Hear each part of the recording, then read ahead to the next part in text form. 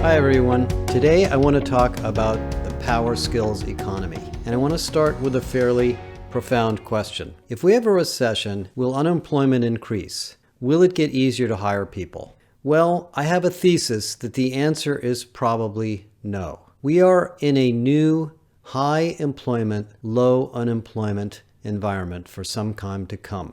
And the reason is not that we're not going to have economic cycles or ups and downs and people won't go through layoffs. The reason is that the nature of the economy and the workforce has changed. And this goes back to the beginnings of digital transformation in the early 2000s. So let me tell you this story because it impacts a lot of your strategies in HR and leadership. First, let's start with demographics. Believe it or not, according to the World Bank, the number of workers in all of the developed economies, except the United States, is going to peak in the next 2 or 3 years and then decline. And the reason for that is actually very simple.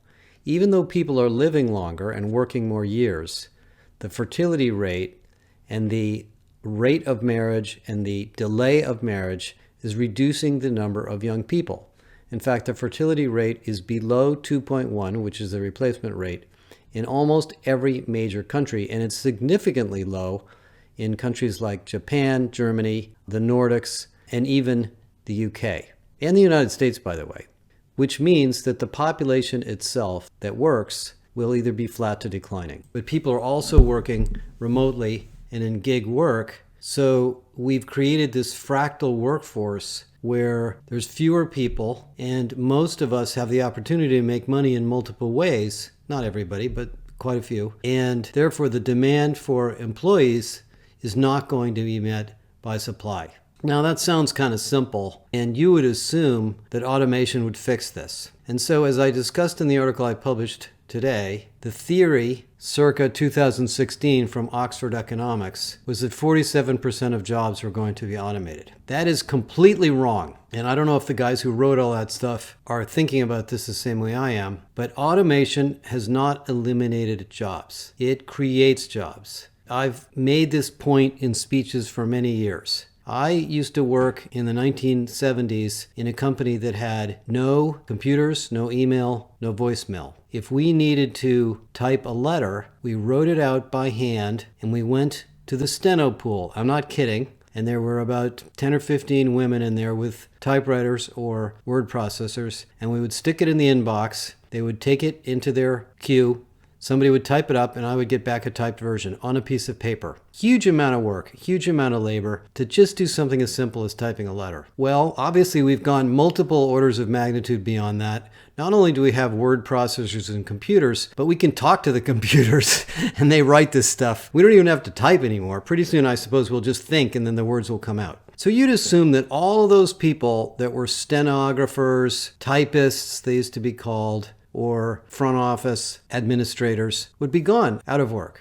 No, not at all. They've all got better jobs. They became customer service agents. Maybe they went into sales. Maybe they became recruiters. Maybe they became designers. Maybe they became editors or proofreaders. So what automation does in every single case I've ever seen is it eliminates boring, routine, repeatable work from the job and gives the person the opportunity to do something better. And you as a business person or as a designer or as an HR person must continuously look at this automation or design issue. As we described in the GWI project, and where we talk about the 4 R's, recruit, retain, reskill, redesign. Redesign has more impact on your workforce than the other 3 in most cases. And you don't have to be a strategic job designer to do this. All you need to do is go out there and buy Salesforce or some hot tool, and as people start to use it, you suddenly realize they're spending their time on different things. A good example of how jobs are created by automation is Salesforce. I've been in sales and marketing a long time. Prior to Salesforce, there were clunky old Salesforce automation tools. They were terrible. And you had to type customer names into fields, and it was a complete waste of time. I suppose it was valuable because you had all your customer information in one place, but it didn't really add that much value. Along comes tools like Salesforce and HubSpot,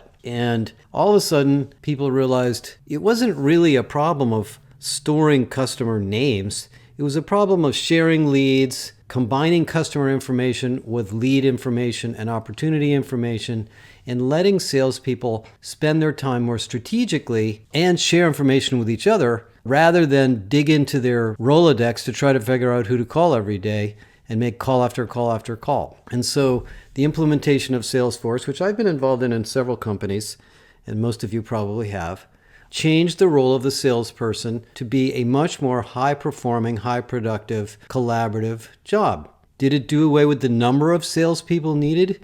No, there's 550,000 sales jobs open right now. Sales is a very, very human-centered job. There's lots of creative thinking, communication, listening, objection handling, etc. involved in sales. But it did become more productive because of CRM. By the way, there's a few other jobs that have been created. How about the person who sets up the Salesforce system? How about the person who designs the Salesforce system?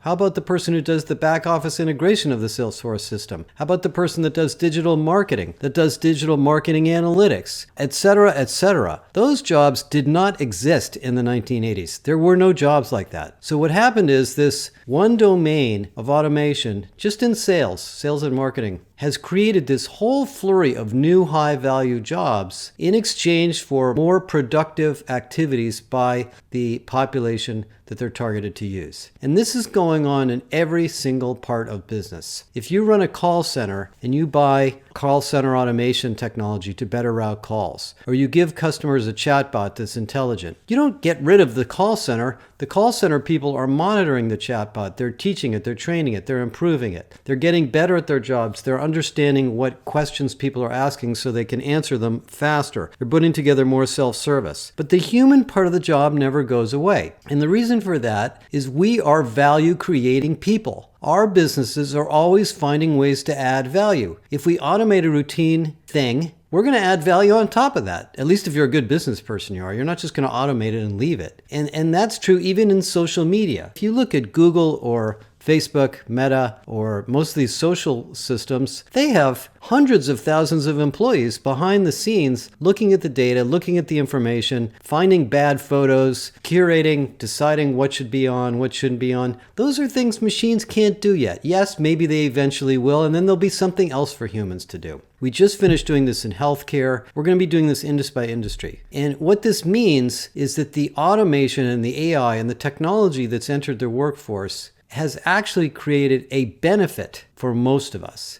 It's made our jobs better if we as business people and HR people take advantage of it well. And, that means the unemployment rate may remain low for a long time to come. Now, the flip side of all this is sometimes it doesn't go well. And let me give you a good example. Starbucks, as most of you know, is facing unions. The Glassdoor ratings and retention rate at Starbucks has gone down. Now, that's not because Starbucks isn't a great company. They take their employee relations very seriously. They pay fair wages. They pioneered the idea of education and healthcare for hourly workers. They give people career development. They focus on diversity and inclusion. They do all the right things. But it's still become harder and harder and harder to work in a Starbucks store. Why is that? Because during the pandemic, they added all sorts of new things. Drive-up windows, mobile ordering, delivery services, more flavors of food, more flavors of drink, cold, hot, warm, whatever. Well, if you look at the studies, or rather the articles that have been written on Starbucks over the last couple of weeks, Howard Schultz, who I give a lot of credit, decided it was time to re-engineer all this. And one of the things they did is they looked at what was going on inside the stores. And they found out, according to a Wall Street Journal article, that there are 170,000 options for food at Starbucks. I mean, it doesn't surprise me when you think about all the different types of food and drinks and add-ons you can do. Think about that for the 5 or 6 or 7 people working in there. I mean, there's maybe 5 or 10 baristas in there, and there's people streaming in the door and sending things over the internet and driving up to the window, and everybody's in a big hurry, and they're wearing their masks, and they're worried about getting sick. I mean, that's a lot of stress to put on your workforce. And so the acute problem that they identified was that the workers were upset. And that's the reason they had these union problems. In the context of becoming irresistible, which is our whole strategy about this, Starbucks has taken a step back and they've looked at the technology and they've looked at the automation and they've said, we need to design this differently. We need to get different kinds of blenders. Maybe we don't need so many products. Maybe we should give people fewer options. Maybe we should bundle things together, etc. That's the ever-increasing value that's created by automation. And this is going to go on in every job in the economy. Now, several things happen as a result of this shift. The first is we keep creating jobs so the unemployment rate doesn't go up. So it's still hard to hire. And I think this is going to be true for a while. I can't guarantee it, but I have a funny feeling that even if the economy slows down, we're not going to see this massive unemployment rate. The second is the type of skills needed change. As I just wrote about in the article I put out this weekend, there is this concept of what we call power skills. We used to call them soft skills. And the idea of a soft skill was that it's soft. There's hard skills like learning how to become a software engineer or a scientist or a biologist or a genetic engineer or whatever it may be, or a mathematician, and those are hard. They're hard to do. And then there's the soft stuff. Manager, salesperson, communication. That stuff's easy, right? Yeah, anybody can do that. No, that's not true. Actually, it is the soft skills that are hard. It is the soft skills that take continuous development throughout your whole life. And so I call them power skills because these are really the most important skills of all. As you can see from the article I just wrote this weekend, the people who have greater power skills make more money than the people who have great hard skills. And everybody with technical skills will benefit from power skills. And by the way, there's lots of jobs that are focused entirely on soft skills, and the technical skills are not that hard to get. In fact, in my life, in my career, technical things have always come easy to me. I just sort of am wired that way. But learning how to manage people and lead people and deal with conflict and drive change, that has been a never-ending journey for me, and I think that's true for most of us. And so as this inevitable technology-based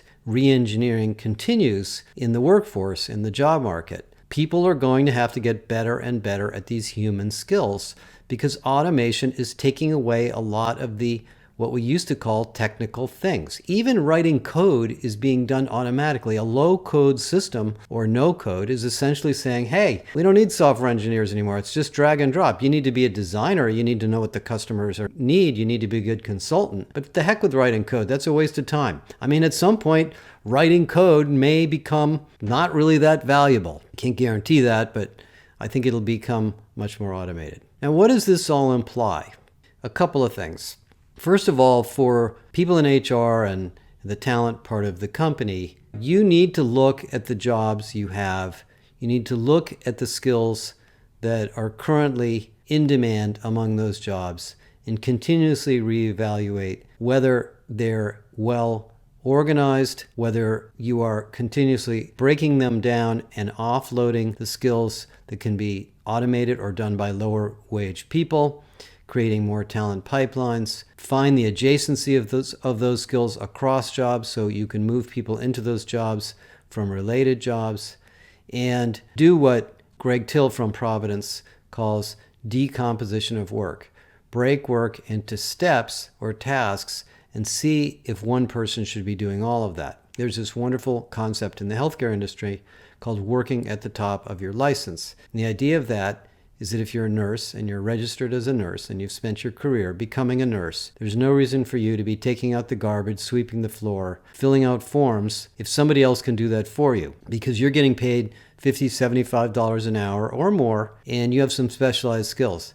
All of that engineering work is fairly obvious. You don't need a PhD in re-engineering to do this, but you need to get people together and talk about it. And what we've found in all of our org design research, and we have a whole body of research on this, is that these org design projects are easy to do if you bring together the people doing the work along with the IT people and some decent consulting skills that you probably have in HR, and you look at the technology and automation available. By the way, one of the reasons companies don't automate is they're afraid of it.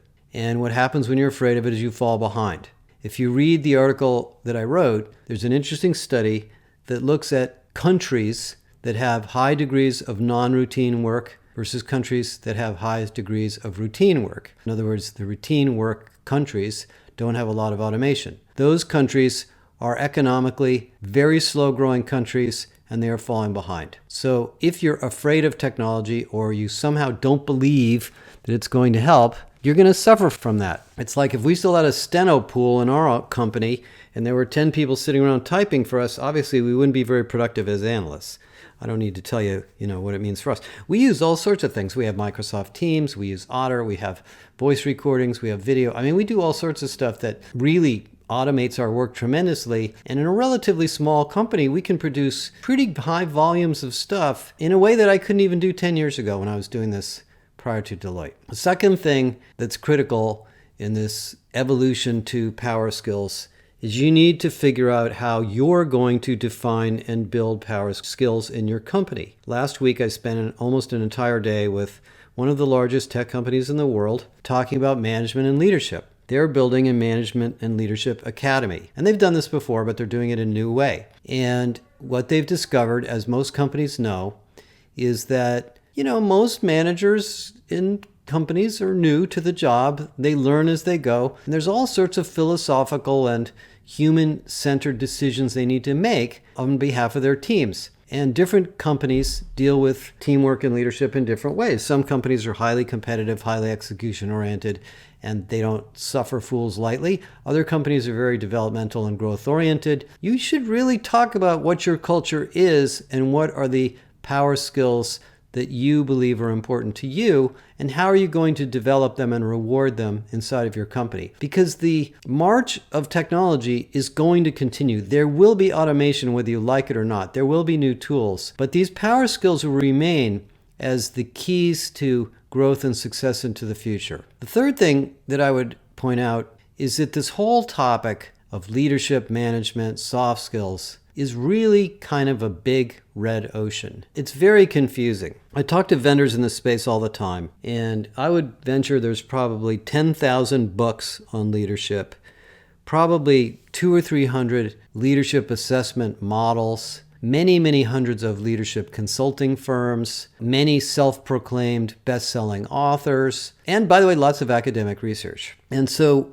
rather than try to find the one that you think is perfect, I really think the right answer is to get to know as many of them as you can and develop your leadership and soft skills strategy based on the ones that seem to fit your culture. And if I think about all the companies I've talked to over the years, most companies' culture doesn't change that much. If you're a successful business and you've been around more than a couple of years, your founders, your early leaders built something that was enduring. And as I talk about in my book, Irresistible, endurance is proof that you're doing something right. And in addition to looking at great models and tools and vendors, go back to your roots and figure out what made you successful and compelling in the early days and try to build on that. We did a project at Deloitte for a large electrical lighting company, I remember this, and they were a light bulb company basically. And they were losing market share, the prices were dropping, the margins were dropping because everybody was moving to digital lighting systems, integrated lighting systems, much more software-driven solutions in buildings. And this was a very well-run older company, and they did a series of discovery sessions, group workshops all over the company, 20 or 30 of them at multiple levels working together, talking about their culture. And what they concluded was that there were a lot of things about their culture that were out of date. And they wanted to change them. They wanted to move faster. They wanted to be more digital. They wanted to be more innovative. They wanted to be more iterative. They wanted to be closer to customers and not have this distribution channel in the middle. So they adopted a lot of those as philosophies and strategies. But there were a lot of things that they didn't want to lose too. There were a lot of heritage cultural values of quality, of taking care of each other, of caring about the environment, of engineering that they also wanted to keep. And so they created a new culture manifesto that brought the new together with the old. And from that, they could define the power skills that matter in that company. I won't mention the company's name, but you can imagine who it might be. I think this is a pretty common strategy that most companies can adopt, maybe not every year, but every couple of years, to really do a serious look at your management, leadership, and collaboration culture. And it will change over time. As the company grows, as the company becomes more global, as the company goes into new markets or new industries, some of the things that you started with will have to be adjusted. And so that's why this particular tech company that I was talking to this week is going through a refresh of their management process, because they're a very large company and they do business in hundreds of countries. And the things that made them great when they were little are still there, but there's other ones added, and they have to focus much more on execution and collaboration and knowledge sharing, things like that. Okay, so a lot to think about, but the re-engineering of work, the re-engineering of jobs, the creation of high-value jobs is a really big topic. If you're an economist and you're listening to this podcast because you're kind of interested in HR stuff, you're not going to necessarily agree with me, but just look at the data and look at what's going on. Even though the stock market has dropped and the Fed is raising interest rates, jobs are being created. And I talk to a lot of companies that are creating jobs. And even if there is a recession and a downturn, I'm not sure they're going to stop doing that, because you can't shrink your way out of a downturn. The only way to survive a downturn is find new opportunities for growth. And when you find new opportunities for growth, you re-engineer work and you move people into new jobs. So this discipline, this expertise, this muscle of thinking about work and making it better all the time, and I don't mean just nicer, I mean easier and more productive, is a very fundamental new part of HR and something that I think is really exciting for the years ahead. Thank you.